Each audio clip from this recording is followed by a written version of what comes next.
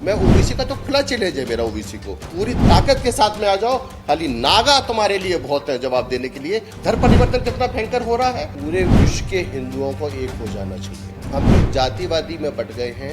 टोपी पहन के शान करता है, हम लोग चंदन तिलक लगाने में शर्माते हैं। अगर वो भी एक पैदा करें तो हम भी एक पैदा करें। ताजमहल भी मंदिर है। मस्जिद तो भारत में कहीं नहीं थी, मस्जिद तो बनाई गई है। हिंदुओं की सुरक्षा सरकार का कर्तव्य, सरकार को किया जाए।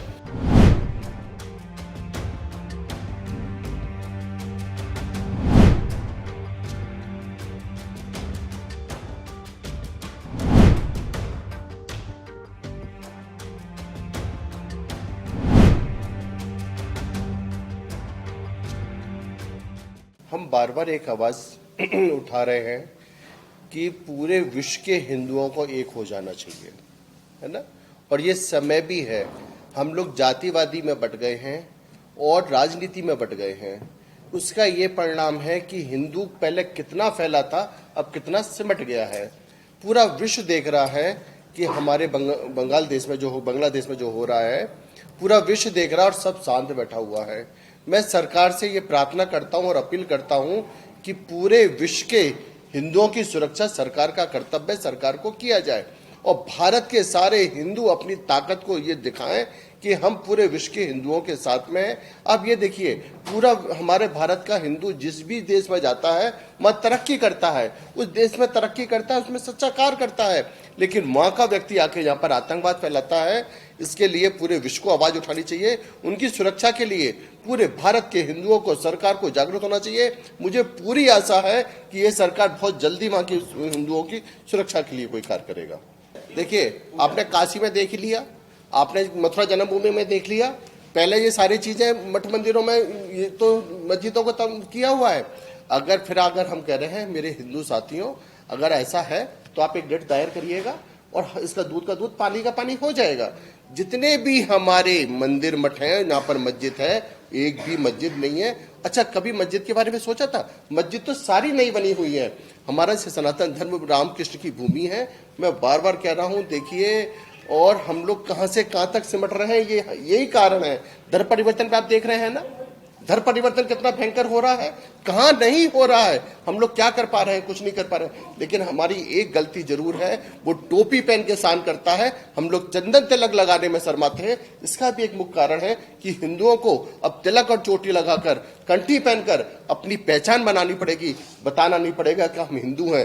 हिंदू की पहचान तिलक, चोटी और कंठी से है। ये भारत में तो हिंदुओं को करना पड़ेगा। पूज्य आचार्य महामंडलेश्वर स्वामी अवधेशानंद जी महाराज ने कहा है कि अखाड़ा परिषद बना इसलिए है, हमारी नागाओं की फौज राष्ट्र की सुरक्षा के लिए, हिंदुओं की सुरक्षा के लिए, मठ मंदिर की सुरक्षा के लिए बना हुआ है। हम तो कहते हैं कि सरकार हमको भी समय दे। हम बंगाल देश में, पाकिस्तान में, जहां पर भी हमें जरूरत पड़ेगी, हम साधु नागा वहां पर जाने के लिए तैयार हैं। लेकिन मठ मंदिर, सनातन धर्म पे आंच नहीं आने देंगे। अभी ये अगर हमारी सरकार अभी मोदी जी की बनी है, हमें इसमें पूर्ण आशा है नियंत्रण कानून भी लागू होगा। मैं फिर हिंदू भाइयों से कह रहा हूं, अगर वो 4 करते हैं तो आप भी 4 करें। ये मैं मीडिया के माध्यम से कह रहा हूं। अभी समान कानून होना चाहिए। भारत एक कानून होना चाहिए, समान कानून होना चाहिए।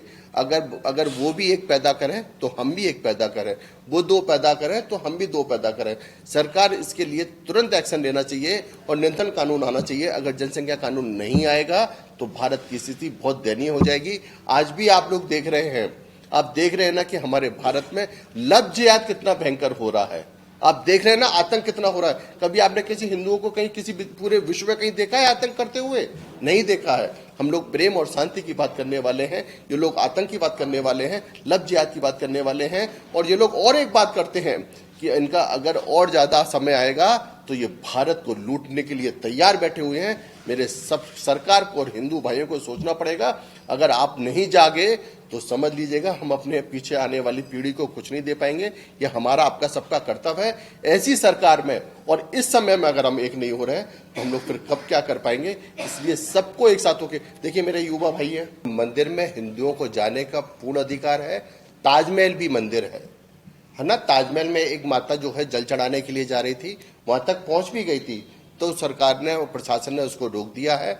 मैं फिर बार बार कह रहा हूं, ओबीसी मैं ओबीसी का तो खुला चैलेंज है मेरा ओबीसी को। ओबीसी मेरे सामने बैठे, वो बार बार कहता है कि आप 1 घंटे के लिए फौज हटा दें, हमारी ताकत को देखें।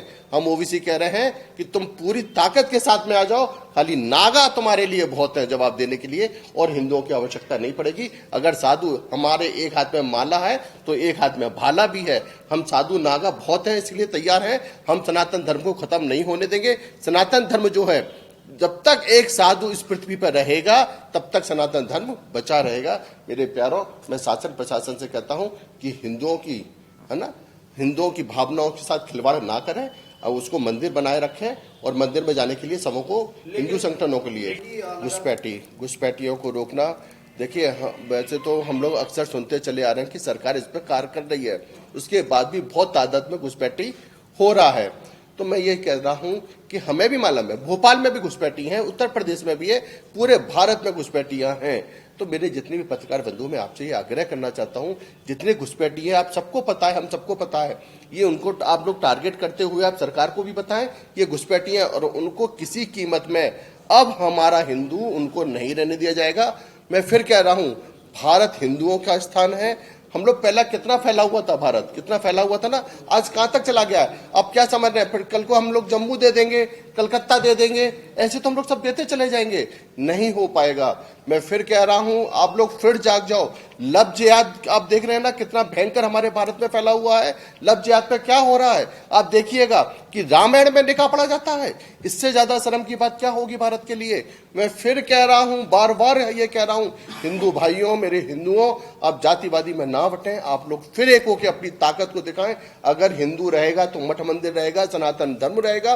विश्व शांति की बात सिर्फ हिंदू करता है, भारत करता है, और कोई नहीं करता है। इसलिए सबको एक होना चाहिए। मस्जिद थे ही नहीं, मस्जिद तो भारत में कहीं नहीं थी। मस्जिद तो बनाई गई है और थोपी गई है। मैं फिर कह रहा हूं, मस्जिद पूरे भारत में कहीं नहीं थी और न मस्जिद है, सब जगह मंदिर है। इसके लिए अगर शासन हमारा फिर से अगर हमारी छानबीन करे और इसके पूरे कागज देखे जाए, डॉक्यूमेंट देखे जाए, तो मालूम पड़ जाएगा मस्जिद कहीं नहीं है, सब जगह मंदिर मिलेंगे आपको। हमारे हिंदुओं को उनकी सुरक्षा कर ली जाए।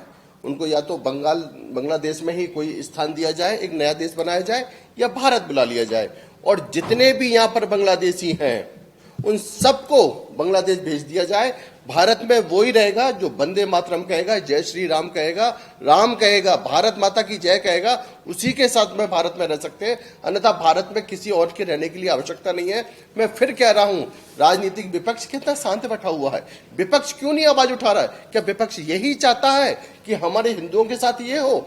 विपक्ष को आवाज उठानी चाहिए और विपक्षों का आगे आना चाहिए। अब सारे भारत के हिंदू देख लो, सारा विपक्ष शांत बैठा हुआ है, कोई आवाज नहीं उठा रहा है। हम हिंदुओं को एक होना चाहिए।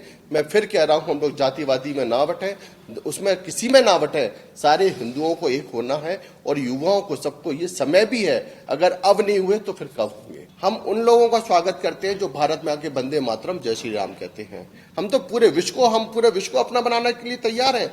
जो भारत में वंदे मातरम जय श्री राम कहेगा वो भारत में रहेगा। शेख हसीना अगर आ रही है तो भारत के खिलाफ की बात नहीं कर रही है, भारत में जय श्री राम भारत की बात कर रही है। अगर वो भारत के खिलाफ बात करती है और भारत में जय श्री राम की बात नहीं करती है, सनातन धर्म की बात नहीं करती है, भारत में आतंकवाद फैलाती है, तो हम उसका भी विरोध करेंगे। हम उसका पूरे विश्व में उन लोगों का समर्थन करते हैं जो भारत की तरक्की की बात करता है, भारत के सनातन धर्म की बात करता है, भारत में हिंदुस्तान की बात करके जय श्री राम के नारे लगाता है, वंदे मातरम की बात करता है, भारत माता की जय बोलता है। हम उसका स्वागत करते हैं। देखिए, वक्फ बोर्ड के लिए आधी से ज्यादा संपत्ति, सबसे ज्यादा संपत्ति पर कब्जा वक्फ बोर्ड का है। ये सरकार ला रही है, बहुत अच्छा कार्य कर रही है। इसमें मालूम पड़ेगा इन्होंने कितनी जमीनें दबाई हुई हैं। मैं फिर कह रहा हूं, हमारे मंदिरों पे सरकार की निगाह है और मस्जिद और वक्फ बोर्ड पे आप देखिए सरकार नहीं कर रही है। हम वैसी सरकार का स्वागत करता हूं, साधुवाद देता हूं। सरकार का बहुत अच्छा पहल है, सरकार बहुत अच्छा कदम उठा रही है। और फिर बार बार कह रहा हूं, वक्फ बोर्ड में और मदरसों में ये जानकारी होनी चाहिए कि भारत के खिलाफ क्या सिखाया जाता है, ये सारे लोग जानते हैं।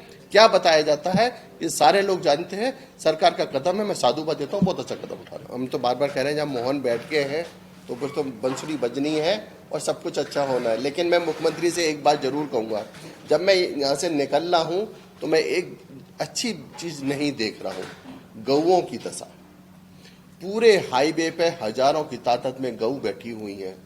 मैं मुख्यमंत्री साहब से, मोहन है भैया, आप कृष्ण के हैं, आपको ये सोचना चाहिए, आपका नाम कृष्ण पे है, मोहन पे है, गौ रक्षा के लिए आपको बहुत अच्छे बारे में सोचना चाहिए और इस पर कठोर निर्णय लेना चाहिए। आज गौ सड़कों पर है, पूरे हाईवे पर है, एक्सीडेंट भी होते हैं और गौ तस्करी भी होती है। इसके लिए सरकार को बहुत बड़ा एक्शन लेना चाहिए और ये सोचना चाहिए, है ना, गौ है, राष्ट्र बचेगा। गऊ से बहुत सारे काम होते हैं। हमारे उत्तर प्रदेश में योगी जी ने बहुत बड़ा काम किया है, अब गऊ नहीं है। तो अभी हमने रास्ते में देखा, सरकार बहुत अच्छा कार्य कर रही है। हिंदूवादी सरकार है, सनातनी सरकार है, राष्ट्रवादी सरकार है, सबका साथ सबके विकास की सरकार है। मैं मोहन यादव जी को बहुत बहुत साधुवाद देता हूँ। न फेक न लेट, देखते रहिए पीपल्स अपडेट।